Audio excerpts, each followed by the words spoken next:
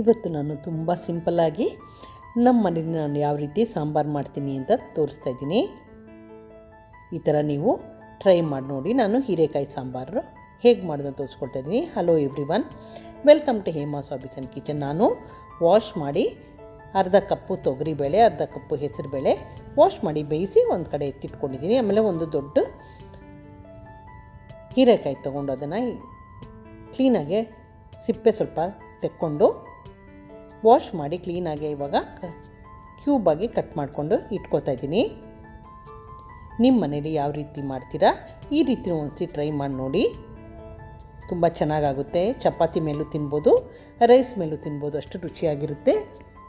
ಇವಾಗೆಲ್ಲ ನಾನು ರೆಡಿ ಮಾಡಿ ಇಟ್ಕೊಂಡು ಇದನ್ನು ಬೇಯಿಸ್ಕೊಳ್ತಾ ಇದ್ದೀನಿ ಒಂದು ಕಡೆಗೆ. ಇವಾಗ ಒಂದು ಪಾತ್ರೆನ ಕಾಯಿಸ್ಕೊಂಡು ಅದಕ್ಕೆ ಒಂದು ದೊಡ್ಡ ಸ್ಪೂನಷ್ಟು ಎಣ್ಣೆ, ಆಮೇಲೆ ಒಂದು ಸ್ವಲ್ಪ ತುಪ್ಪ ಹಾಕ್ಕೊಳ್ತಾ ಇದ್ದೀನಿ. ತುಪ್ಪ ಆಪ್ಷನಲ್ಲು, ಬಟ್ ಇದು ತುಂಬ ರುಚಿ ಕೊಡುತ್ತೆ ಈ ಸಾಂಬಾರಿಗೆ. ಅದಕ್ಕೆ ತುಪ್ಪ ಹಾಕ್ಕೊಳ್ಳಿ. ಆಮೇಲೆ ಸಾಸಿವೆ ಮತ್ತು ಜೀರಿಗೆ ಎರಡೂ ಹಾಕ್ಕೊಂಡು ಅದು ಚಟಪಟ ಅಂದಮೇಲೆ 1 ಇಂಚಷ್ಟು ಶುಂಠಿ ಸಣ್ಣದಾಗಿ ಕಟ್ ಮಾಡಿದ್ದೀನಿ, ಸ್ವಲ್ಪ ಕರಿಬೇವಿನ ಸೊಪ್ಪು, 2 ಕೆಂಪಮೆಣಸಿನ್ಕಾಯಿ ಹಾಕ್ಕೊಳ್ತಿದ್ದೀನಿ. ನೀವು ಬೇಕಾದರೆ ಹಸಿಮೆಣಸಿನ್ಕಾಯಿ ಕೂಡ ಹಾಕ್ಕೋಬೋದು. ಆಮೇಲೆ ಒಂದು ಈರುಳ್ಳಿನ ಕಟ್ ಮಾಡಿರೋದು ಹಾಕ್ಕೊಂಡು ಈರುಳ್ಳಿ ಹಸಿ ವಾಸನೆ ಹೋಗೋವರೆಗೂ ಚೆನ್ನಾಗಿ ಇದಕ್ಕೆ ಜೊತೆ ಬೇಯಿಸ್ಕೋಬೇಕಾಗುತ್ತೆ. ಯಾರೆಲ್ಲ ನೋಡ್ತಿದ್ರು subscribe to Hema's hobbies and kitchen. ಅದಕ್ಕೆ ನಾನು ಸ್ವಲ್ಪ ಅರಿಶಿನ ಹಾಕ್ಕೊಂಡು ಇವಾಗ ಮತ್ತೆ ನೀಟಾಗಿ ಇದನ್ನು ಈರುಳ್ಳಿ ಟ್ರಾನ್ಸ್ಪರೆಂಟ್ ಆಗೋವರೆಗೂ ಕುಕ್ ಮಾಡ್ಕೊತಾ ಇದ್ದೀನಿ. ನೋಡಿ, ಇವಾಗ ನಾನು ಎರಡೂ ಬೇಳೆ ಮತ್ತು ಹೀರೆಕಾಯಿ ಎರಡು ಬೇಯಿಸಿ ಇಟ್ಕೊಂಡಿದ್ದೀನಿ. ನೀವು ಬೇಕಾದರೆ ಹಾಗೆ ಹಾಕ್ಕೋಬೋದು. ಹೀರೆಕಾಯಿ ಅದು ಸ್ವಲ್ಪ ಟೈಮ್ ಆಗುತ್ತೆ ಅಷ್ಟೇ ಬೇಯೋಕ್ಕೆ. ಆಮೇಲೆ ಒಂದು ಟೊಮ್ಯಾಟೊ ಕಟ್ ಮಾಡಿರೋದು, ಸಣ್ಣ ಟೊಮ್ಯಾಟೊ ಹಾಕ್ಕೊಂಡಿದ್ದೀನಿ.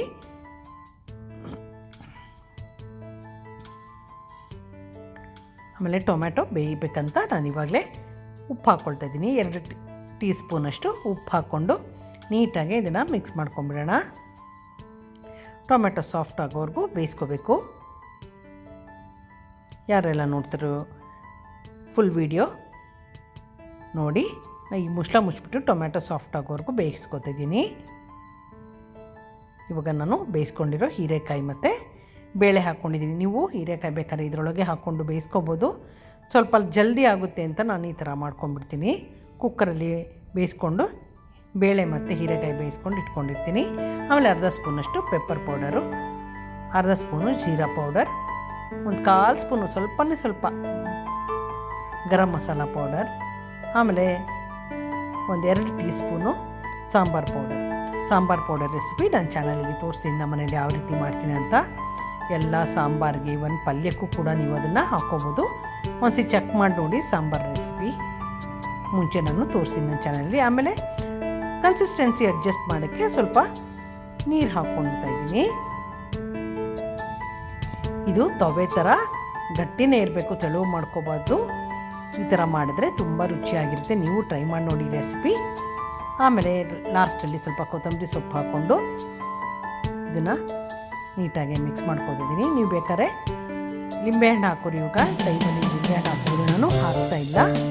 ನೋಡಿ, ಇವಾಗ ರೆಡಿಯಾಗಿದೆ. Thank you for watching my video.